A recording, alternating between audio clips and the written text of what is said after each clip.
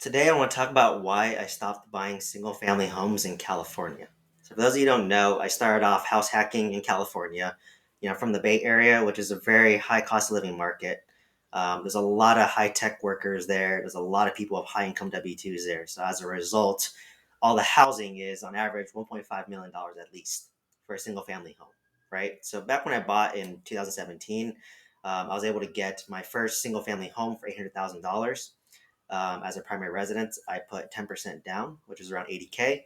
And what I did was I lived in the master bedroom and I rented the three other bedrooms for $1,000 each. And that's house hacking, right? So that those three tenants covered my mortgage, and then I would live in the master and just cover utilities, property tax, repairs, all those ancillary expenses, right? So it reduced my cost of living significantly.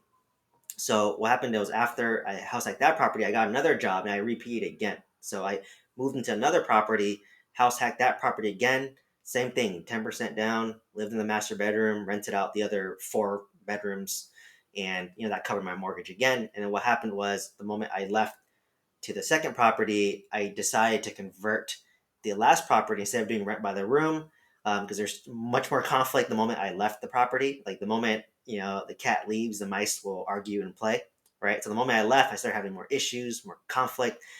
People would bring guests over when there's a no guest policy. Things would get messier. They'd leave the AC on all day. So all these issues, I said, you know what? I don't want to deal with it. I just want to rent this out to a long-term tenant so that they take care of the property better. Not much in and out. It's just easier to manage. But the kind of what the reality hit was, my monthly expense was around 4,200 all in. Property tax, insurance, mortgage, interest, HOA, the solar panel. Everything was around 4,200, and I can only rent it out for 3,700.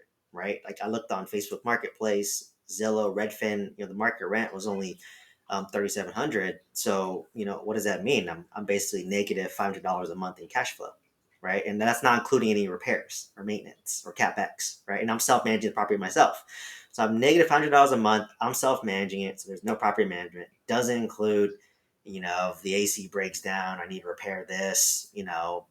That's additional money. So in reality, I'm probably more negative, right? Like maybe close to $800 to $1,000 a month if you factor in everything. So I just said, like, like if I want to leave my day job, this isn't the way to do it, right? Because I work as a pharmacist still, I have an income W two. I can take that $800 to $1,000 hit. Obviously I make good money, so I can take that hit. But like if I were to own five of these and I'm like negative 5,000, no way I can leave my day job, right? So I just said, well, in California, it's mostly appreciation, not much cash flow, right? Obviously I can raise rents. Fast forward to today, I raised the rents to 3,900 from 3,700, and then I refinanced my loan. So I'm actually breaking even now. So roughly my expenses are around 3,900, and I'm getting 3,900, but it still doesn't include capex, and I'm self managing it, right? So it's still technically negative. Um, so it's just kind of what I learned. So from there, I just like, well, you know, I was very fortunate. My single family homes in California, I bought for 800,000. They appreciate $500,000 to $1.3 million, right? And I'm a buy and hold investor, so I don't want to sell it because I still think that housing is gonna appreciate in California because there's always jobs here. Despite people saying they're gonna leave, there's jobs here. I want to keep it, right? So what I did was I put a HELOC, did a cash out refinance, pulled out that $500,000 of equity tax free, and I used that to buy my apartment complexes out of state. So why I started to go out of state was I wanted to diversify, right? California, it's all appreciation, no cash flow. There's always a renter demand here. You can always raise the rents every year, gradually. But I wanted to diversify to Oklahoma, where it's more cash flow focused, and because I need a balance, right? You want to do something called portfolio balance, portfolio architecture. So if I have something high appreciation, no cash flow here, I want something that's high cash flow, maybe less appreciation, right? So I have single family homes in California, but I also have small apartment complexes in Oklahoma. So remember, apartment complex, as you increase your cash flow, as you increase the NOI, you increase the value, right? Versus single families in California, it's just purely appreciation, right? So it depends on the market. Right now the market cooled off because interest rates are higher, But the moment the Fed drops interest rates back to like, around 4%, to be honest, the housing's going to go up because there's so little inventory, right? It's supply and demand, right? There's very little demand and or supply, and there's high demand still, right? So, because I'm looking to buy a primary residence now in Southern California, and I'm looking, there's not many options. There's not much inventory. So I know that the moment interest rates drop again, people will start overbidding for the properties again. So, that's just kind of what I learned. So, I think I still want to invest in California, but I kind of want to get some cash flow from Oklahoma. Like in my 26 unit in about another year. I made a video talking about it, but I think I cash flow $8,000 to $10,000 a month. So if I'm cash flowing $8,000 to $10,000 a month, I can use that positive cash flow to cover my negative cash flow single family homes in California, which is more about appreciation, right? So it's like kind of playing offense and defense.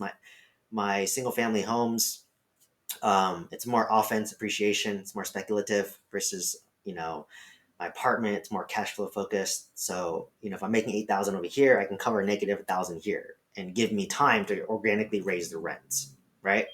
So that's what I mean by, like, as you start to scale your portfolio, sometimes you gotta take a step back and then reevaluate your portfolio, see what you're doing. Because I realized that I was buying too many single family homes that are negative cash flow in California. It's all appreciation, asset rich, cash poor. But I needed to buy an asset that made me cash flow. But as I talked in my other video for multifamily, it takes like 3 years, 3 to 5 years to get cash flow from that asset. So you kind of have to be patient. I still have to work my W-2, still working on building other businesses to get my streams of income, still trying to move up my career so that I can make more money and then reinvest that money back into real estate without inflating my lifestyle, right? So, that's kind of the key lesson for me is that's why I stopped buying California. Like, don't get me wrong, I'm trying to buy a single family home maybe in the next year, but it just kind of goes back and forth, right? I buy single family in California, I'm going to buy apartments in Oklahoma. Now maybe I go back to buying single families in California, and then maybe go back to buying apartments in Oklahoma, right? So you really have to reevaluate your goals, what you're trying to do constantly, right? Like, there's no right or wrong answer. Situations change, and your goals may change. So, hopefully you found value in this video and understand my mindset as to why I stopped buying in California temporarily for now, but I may go back. So once again, thank you so much for watching. Have a good one.